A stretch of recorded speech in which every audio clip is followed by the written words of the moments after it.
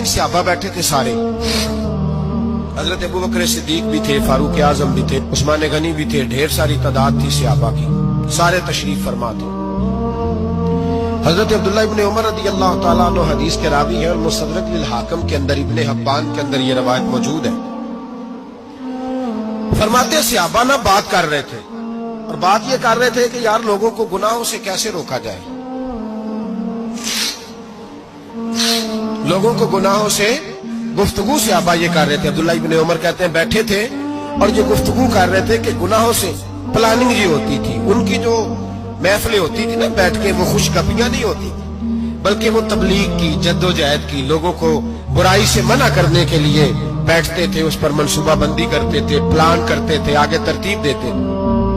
गुफ्तगू हो रही थी तो अब आपस में बात होने लगी कि कौन सा गुनाह ज्यादा बुरा है जिस पर सबसे पहले काम किया जाए। तो दूर एक सहाबी बैठे थे, उनका नाम था अब्दुल्लाह इब्ने अमर। एक अब्दुल्लाह बिन उमर है और एक अब्दुल्लाह इब्ने अमर है। हजरत अब्दुल्लाह इब्ने उमर दूर बैठे थे, बड़े समझदार सियाने बारीक बीन आदमी थे। तो हजरत उमर फारूक अपने बेटे से कहने लगे जा अब्दुल्लाह इब्ने अमर से पूछ के आ कि सबसे सख्त गुनाह कौन सा है। तवज्जो है मेरे भाइयों, किधर देखिएगा मेरी जानिब, पूछ के आ कि सख्त गुनाह कौन सा है। अब्दुल्लाह बिन अमर रज़ी अल्लाह ताला अन्हु की खिदमत में जब अब्दुल्लाह इब्ने उमर गए तो जाके कहने लगे कि सहाबा पूछते हैं कि आपने ज्यादा वक्त गुजारा है नबी रहमत सल्लल्लाहु अलैहि वसल्लम के पास, तो बतलाइए बुरा गुनाह कौन सा है, सबसे सख्त गुनाह, ताकि सबसे पहले उस पर पाबंदी लगाई जाए, उस पर मेहनत की जाए। तो हज़रत अब्दुल्लाह इब्ने अमर कहने लगे सहाबा को जाके बता दो कि सबसे बुरा गुनाह शराब पीना, सबसे बुरा गुनाह, और ये उम्मुल खबाइस है, बुराइयों की जड़ है, गुनाहों की माँ है, ये बुनियाद है, बाकी गुनाह इसी से शुरू होते हैं। कहते हैं मैंने आके बताया तो हजरत अबू बकर सिद्दीक रज़ी अल्लाह ताला अन्हु सैयदना फारूक आज़म कहने लगे खुद जाते हैं, उनके पास खुद जाते हैं, क्योंकि हमने बात सुननी है, हम खुद जाते हैं और उनसे जाकर के सवाल करते हैं कि अगर आपको इस तफसील का पता है ना तो इसके पीछे भी कोई तफसील होगी जो मेरे नबी पाक ने बयान की होगी सल्लल्लाहु ताला अलैहि वसल्लम, उस तफसील का भी आपको पता होगा जो नबी पाक ने बयान की होगी, इस बात के पीछे जो बैकग्राउंड है, जो पस मंजर है।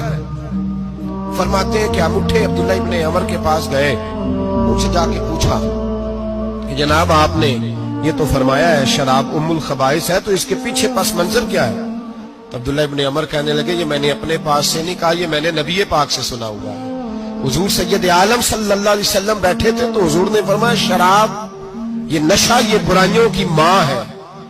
और फिर हुजूर ने एक मिसाल बयान फरमाई, नबी रहमत अलैहिस्सलाम ने फरमाया बनी इसराइल का एक वाकया है, एक खूबसूरत जवान था, एक औरत का दिल आ गया उस पर।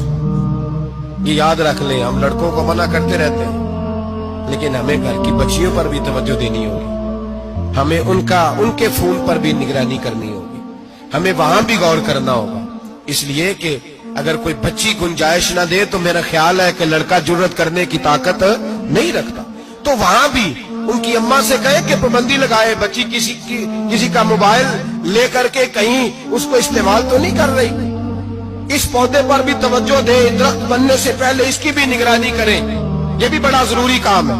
औरत का दिल आ गया तो नबी पाक अलैहिस्सलातु वस्सलाम फरमाते उसने कोई बहाना लगाया, किसी को कहा कि उस नौजवान को बुला के लाओ, उसके कहो कि हमने कोई गवाही लेनी है तुझसे। वो नौजवान आया, एक कमरे में दाखिल हुआ तो अगले कमरे में ले गए, वहां दाखिल हुआ तो उससे अगले कमरे में ले गई, वो दाखिल हुआ तो इसी तरह 7 मुकफ्फल कमरों में ले गई। मेरे करीम रसूल मेरे महबूब पाक अलैहिस्सलाम फरमाते सहाबा को समझा रहे हैं मीठे लबो लहजे में, फरमाते जब सबसे पिछले कमरे में ले गई तो एक लड़का बंधा हुआ था वहां रस्सियों से, शराब का प्याला पड़ा हुआ था। और बीबी कहने लगी कोई गवाही शवाही नहीं लेनी, तुझे इसलिए बुलाया है कि तेरे ऊपर दिल आ गया है, अब मेरे साथ मुंह काला कर। तो वो जवान कहने लगा नहीं, मैंने अपने नफ्स को पाक रखा हुआ है, मेरी नजर भी पाक है, दिल भी पाक है, और उसकी बरकत यह है कि रब ने मेरी रूह को भी पाक रखा हुआ है, तो मैं ये हरकत नहीं कर सकता। पाक लोग पलीत कामों की जानिब तवज्जो नहीं करते, मैं ये हरकत नहीं कर सकता। इकबाल ने अपने बेटे को दुआ दी थी اس نے کہا تھا حیا باقی نہیں ہے زمانے کی آنکھ میں، خدا کرے کہ رہے تیری جوانی بے داغ، خدا کرے کہ رہے تیری جوانی بے داغ۔ کہا میرے ساتھ منہ کالا کر، اس نے کہا میں نہیں کرتا۔ کہنے لگی چل پھر اس کو قتل کر، اس کو میں نے باندھا ہوا۔ اس نے کہا میں قتل کیوں کروں، میری کیا دشمنی ہے؟ کہا پھر شراب پیو۔ کہا میں شراب بھی نہیں پیتا۔ تو کہنے لگی اب تو میں نے تجھے اپنے چنگل میں پھانس لیا ہے، اب تو یہاں سے بچ کے جا نہیں سکتا، اور اگر تو باہر جائے گا تو میں شور کروں گی، لوگ جمع کروں گی، اس نے میری عزت آبرو پہ ہاتھ ڈالا ہے، تو بچ تو نہیں سکتا، ایک کام تو کرنا پڑے گا۔ محبوب فرماتے اس نوجوان نے سوچا کہ زنا بھی بہت بڑا جرم ہے، قتل بھی بہت بڑا گناہ ہے، چلو اب مجبوری ہے تو شراب پی لیتا ہوں۔ لیکن وہ سمجھا نہ کہ شراب تو بنیاد ہے۔ اس نے ایک پیالہ جو پیا، کہنے لگا ایک اور دے دو، دوسرا پیا تو کہنے لگا ایک اور دے دو۔ اب 3 پیالے 3 بوتلیں شراب جو پی چکا تو خماری چڑھ گئی۔ اب اس عورت کے قریب جانے لگا کہ میں تیرے ساتھ زنا کروں گا۔ اس نے کہا جب تک میں قریب نہیں آنے دوں گی جب تک تو اسے قتل نہ کرے۔ اس نے اسے قتل بھی کیا، زنا بھی کیا۔ تو محبوب فرمانے لگے یہ قتل اور زنا جو ہوا ہے تو یہ شراب کی وجہ سے ہوا ہے۔ گویا شراب وہ جرم ہے جو قتل بھی کرائے گی، جو زنا بھی کرائے گی۔ اور اگر آپ نشئی کو دیکھیں، اگر آپ شرابی کو دیکھیں تو کیا وہ ڈکیتیاں نہیں کرتا پھرتا، وہ چوریاں نہیں کرتا، وہ اپنی ہی ماں کا زیور نہیں بیچ آتا، وہ اپنی ہی بہن کا پڑا ہوا جہیز نہیں بیچ آتا، وہ اپنے ہی گھر میں ڈاکے نہیں ڈالتا، وہ اللہ کے گھر مسجد میں آ کر کے چوری نہیں کرتا۔ وہ صرف اس لیے کرتا ہے کہ یہ نشہ، یہ شراب، یہ ماں ہے گناہوں کی، یہ جڑ ہے۔ ملت کے لوگوں یاد رکھو، اس امت، اس پاکستان کے ساتھ جہاں بہت سارے ظلم ہوئے، وہاں بڑا ظلم یہ ہے کہ بہت بڑا طبقہ جوانوں کا نشے کا عادی ہے۔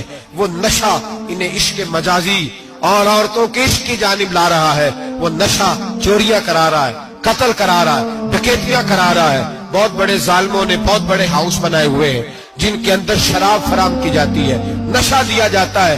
میں نے تو ایسے ایسے لفظ سنے کہ الیکشن کے دنوں میں ووٹ لینے کی خاطر سیاستدان انہیں نشہ فراہم کرتے ہیں، انہیں باندھ کے رکھتے ہیں، روز تمہیں پڑیا ملے گی، ووٹ ہمیں ڈالنا۔